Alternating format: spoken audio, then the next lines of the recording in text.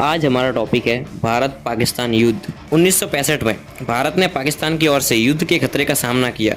1958 में सैन्य तख्ता पलट के माध्यम से जनरल मोहम्मद अयूब खान पाकिस्तान की सत्ता पर काबिज हो गए और बलपूर्वक राष्ट्रपति इस्कंदर मिर्जा को अपदस्थ कर स्वयं राष्ट्रपति पद हथिया लिया। ऐसी स्थिति में अमेरिका पाकिस्तान को पूरी सैन्य सहायता प्रदान कर रहा था। 1962 में चीन के साथ युद्ध ने सशस्त्र बलों समेत भारतीयों को निरुत्साहित किया था। अतः अयूब खान ने सोचा कि संभवतः सीमा पर भारतीय सैन्य बलों के साथ जोर आजमाइश का यह सही समय है। अप्रैल 1965 में पाकिस्तान ने सिंध में इसकी शुरुआत की। उन्हें लगा कि पाकिस्तान कच्छ के रन में प्रथम लड़ाई जीत सकता है। दोनों तरफ ब्रिटेन के हस्तक्षेप से गोलीबारी बंद करने पर सहमति बन गई और झड़प से पहले की स्थिति कायम की गई। इस बात से आश्वस्त होने पर कि भारतीय सेना कमजोर हो गई और कश्मीर घाटी में शेख अब्दुल्ला एवं अन्य विरोधियों द्वारा कोलाहल उत्पन्न करने पर पाकिस्तान में सत्ताधारियों ने कश्मीर में हमला करने का निर्णय लिया।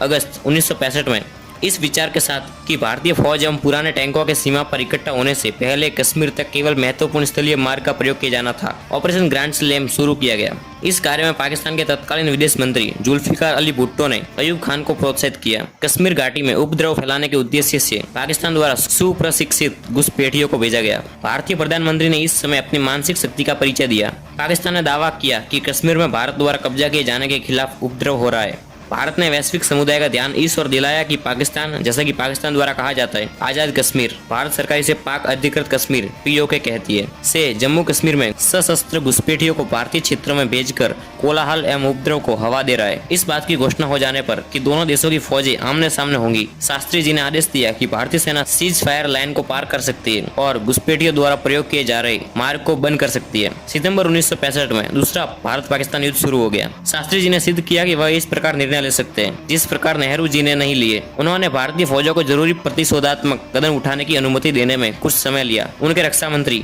वाई.बी. चौहान भी उत्कृष्ट साबित हुए। सितंबर 1965 में भारतीय फौजों ने पंजाब में सीमा के आर पार लाहौर एवं सियालकोट को निशाना बनाने के उद्देश्य से अपने टैंकों के साथ 3 तरफा हमला किया। यह भी पहली बार था कि स्वतंत्रता के पश्चात युद्ध में भारतीय वायुसेना ने भाग लिया। अब हम जानते हैं ताशकंद घोषणा के बारे में। पाकिस्तान के राष्ट्रपति अयूब खान और भारत के प्रधानमंत्री लाल बहादुर शास्त्री द्वारा सितंबर युद्ध के बाद शांति स्थापना की दिशा में कदम बढ़ाते हुए ताशकंद समझौता किया गया। इसके प्रमुख बिंदु इस प्रकार है। दोनों पक्ष संयुक्त राष्ट्र चार्टर के अनुरूप अच्छे पड़ोसी संबंधों हेतु प्रयास करेंगे। उन्होंने चार्टर के तहत बलपूर्ण प्रयासों की बजाय शांतिपूर्ण तरीकों से कार्य करने के अपने दायित्व को दोहराया। उन्होंने माना कि उनके क्षेत्र विशिष्ट रूप से भारत पाकिस्तान उपमहाद्वीप और वस्तुतः भारत पाकिस्तान के लोगों के हितों को दोनों देशों के बीच निरंतर जारी तनाव के बीच पूरा नहीं किया जा सकता और केवल शांतिपूर्ण माहौल में ही विकास कार्य किए जा सकते हैं। यह जम्मू कश्मीर के मामलों पर विचार करने की पृष्ठभूमि के विरुद्ध था और प्रत्येक पक्ष ने अपनी संबद्ध स्थिति को पहले रखा। दोनों देश 25 फरवरी 1966 तक अपनी सशस्त्र सेनाओं को 5 अगस्त 1965 की सीमा रेखा अर्थात पूर्व स्थिति पर तैनात अपनी सशस्त्र सेनाओं को पीछे हटा लेंगे और दोनों पक्ष युद्ध विराम रेखा पर संबद्ध शर्तों का पालन करेंगे। भारत और पाकिस्तान के बीच संबंध एक दूसरे के आंतरिक मामलों में हस्तक्षेप न करने पर आधारित होंगे। दोनों पक्ष एक दूसरे के खिलाफ किसी प्रकार के दुष्प्रचार को हतोत्साहित करेंगे और दोनों देशों के बीच मैत्री संबंधों के विकास को बढ़ावा देने वाले पहलुओं के प्रचार को प्रोत्साहित करेंगे। पाकिस्तान में भारत के उच्चायुक्त तथा भारत में पाकिस्तान के उच्चायुक्त के पदों को पुनर्बहाल किया जाएगा और दोनों देशों के राजनयिक कार्यों को सामान्य किया जाएगा। राजनयिक संबंधों पर वियना अभिसमय 1961 का दोनों सरकारें ध्यान रखेंगी। भारत और पाकिस्तान के बीच आर्थिक एवं व्यापार संबंध, संचार एवं साथ ही साथ सांस्कृतिक आदान प्रदान को पुनर्बहाल किया जाएगा और भारत तथा पाकिस्तान के बीच मौजूदा समझौतों के क्रियान्वयन के कदम उठाए जाएंगे। दोनों देश युद्ध बंदियों के प्रत्यर्पण हेतु अपने संबद्ध प्राधिकारियों को निर्देश देंगे।